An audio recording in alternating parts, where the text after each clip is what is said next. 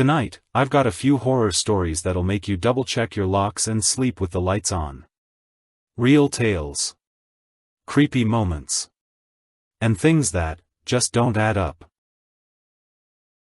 In a quiet village tucked between old hills and dense forest, there stood a crumbling mansion that no one dared enter. They called it Black Hollow Manor.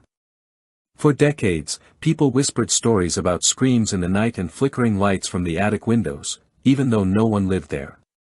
A curious teenager named Mira, fascinated by the rumors, decided to explore it on Halloween night. Armed with only a flashlight and her phone, she stepped inside.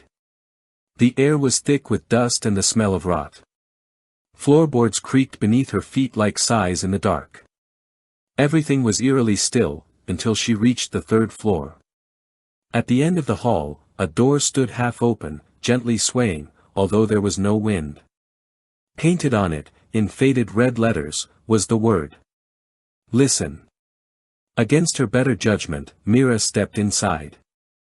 The room was empty, just cracked wallpaper and a chair in the center. But the moment she entered, the door slammed shut behind her. Then she heard it. A soft whisper. Not from outside, but from inside the walls.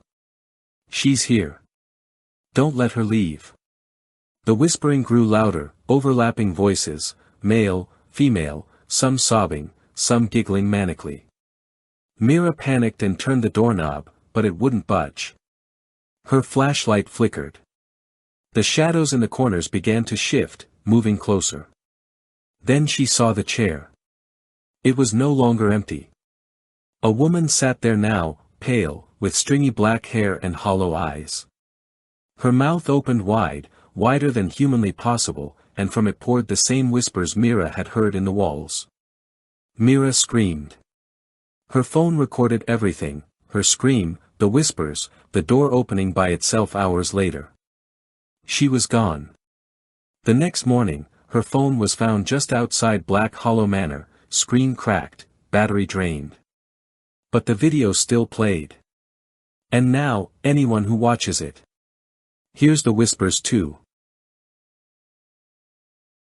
Ravi had just moved into a rundown apartment in the old part of the city, cheap, quiet, and most importantly, close to work.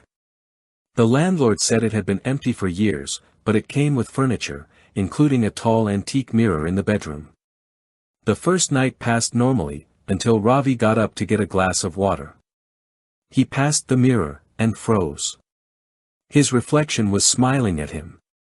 But he wasn't. He stared, heart racing. The reflection mimicked every move, except for the smile. It stayed there, wide and unnatural. Then it waved. Ravi stumbled back, knocking over a chair. The noise snapped everything back to normal, the reflection now matched his expression, terrified and confused. Maybe he was just tired. But the next night, it got worse. Ravi woke up to a faint tapping sound. He followed it into the bedroom and saw the mirror, fogged over from the inside, as though someone had breathed on it. 3 words were written in the condensation. Let me out. He rubbed his eyes. When he looked again, the writing was gone. The mirror was clean. Silent. By the third night, Ravi didn't sleep. He sat facing the mirror, armed with a flashlight and a cricket bat. Around 3 a.m., the mirror rippled like water. His reflection stepped out. Not the glass version of himself, but a physical, breathing double. Same face. Same voice. Same evil smile. Before Ravi could move, the thing lunged.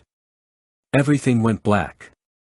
The next day, neighbors saw Ravi leaving the apartment, cheerful and talkative, a change from his usual quiet demeanor. But the real Ravi? He's still in the mirror. Watching. Screaming silently. Waiting for someone new to move in. A young woman named Anya was traveling alone for work and checked into a quiet, slightly old-fashioned hotel on the edge of town. The clerk handed her a key and hesitated before saying, "You're in room 312. Please don't go near room 313. It's under maintenance.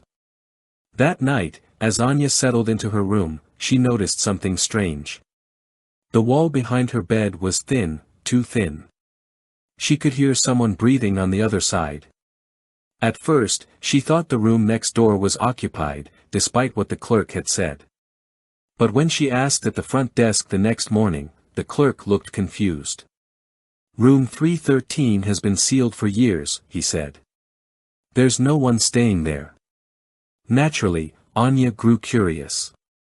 That evening, she lingered in the hallway, staring at the door to room 313. It looked perfectly normal, except for the deep scratch marks around the handle, like someone had desperately tried to claw their way out. Late that night, she heard knocking. Not on her door. On the wall behind her bed. 3 soft knocks. She held her breath. 3 more knocks. She finally got up and put her ear to the wall. Then a whisper, so faint she thought she imagined it. Help me. I'm still in here. The next morning, she demanded to know what had happened in 313. The manager finally gave in. Years ago, a guest staying there had gone mad. He'd locked himself in and tore apart the room, convinced someone, or something, was inside the mirror watching him. When staff broke in, he was gone. No trace. Only the word "below" scratched into the floor under the bed. No one ever found out what it meant. That night, Anya couldn't sleep. The knocking had returned, but now it was louder. Urgent. Then, the wall cracked. A tiny piece of plaster fell away, revealing something behind it. A human eye, staring directly at her. She screamed. By the time hotel staff came running, the wall was whole again. No crack. No hole. No eye. But Anya was gone. Now, sometimes, guests in room 312 say they hear knocking. And a faint whisper from the wall. There's room for one more. Thank you guys for watching. If you liked this video, hit that subscribe button. Until then, bye.